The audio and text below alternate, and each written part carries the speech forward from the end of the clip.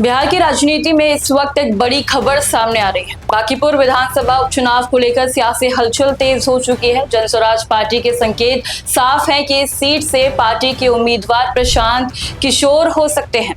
जनस्वराज के प्रदेश अध्यक्ष मनोज भारती ने कहा कि शनिवार को पार्टी की कोर ग्रुप की बैठक होगी, जिसमें उम्मीदवार के नाम पर अंतिम फैसला लिया जाएगा।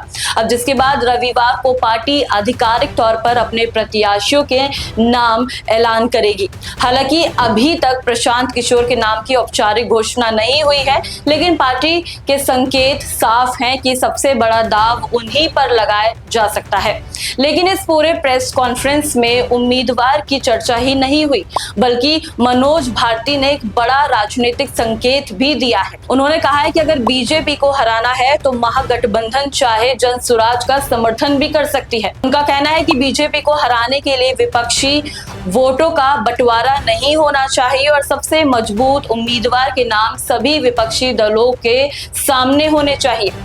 यही नहीं, मनोज भारती ने बीजेपी पर सीधा हमला बोलते हुए कहा कि करीब 30 वर्षों से नितिन नबीन के परिवार का बांकीपुर सीट पर कब्जा रहा है, लेकिन इसके बावजूद क्षेत्र में अपेक्षित विकास नहीं हुआ। उनका दावा है कि पटना जिले के 114 स्लम इलाकों में से 64 सिर्फ बांकीपुर विधानसभा क्षेत्र में है, जो इस बात का साफ संकेत देते हैं कि आज भी बड़ी आबादी बुनियादी सुविधाएं के लिए जूझ रही है।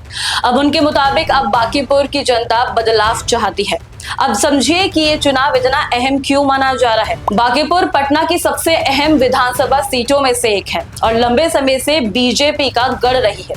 ऐसे में अगर जनस्वराज यहां से प्रशांत किशोर को मैदान में उतारती है, ये सिर्फ एक उम्मीदवार की घोषणा नहीं होगी, बल्कि बीजेपी के सामने मजबूत गढ़ में सीधी राजनीतिक चुनौती होगी। हालांकि बीजेपी ने जनस्वराज के इन दावों पर जवाब दिया है। बीजेपी के प्रदेश अध्यक्ष संजय ने कहा है कि बांकीपुर की जनता विकास के नाम पर बीजेपी के साथ खड़ी है। उन्होंने याद दिलाया है कि नितिन नबीन 5 बार विधायक रह चुके हैं और उनके पिता 4 बार इस सीट का प्रतिनिधित्व कर चुके हैं। उनके मुताबिक अगर विकास नहीं हुआ होता तो जनता बार बार बीजेपी को इतनी बड़ी जीत नहीं दिलाती। उन्होंने भरोसा जताया है कि इस उपचुनाव में भी बीजेपी का उम्मीदवार भारी मतों से जीत दर्ज करेगा। अब सबकी नजर रविवार पर टिकी है, क्योंकि उस दिन ये साफ हो जाएगा कि क्या जनस्वराज अपना सबसे बड़ा दाव खेलते हुए प्रशांत किशोर को बांकीपुर से उम्मीदवार बनाती है या फिर कोई बड़ा चेहरा सामने आएगा। ये खास पेशकश आप देख रहे थे न्यूज़ बीन पर। मैं हूं आपके साथ काजल। धन्यवाद।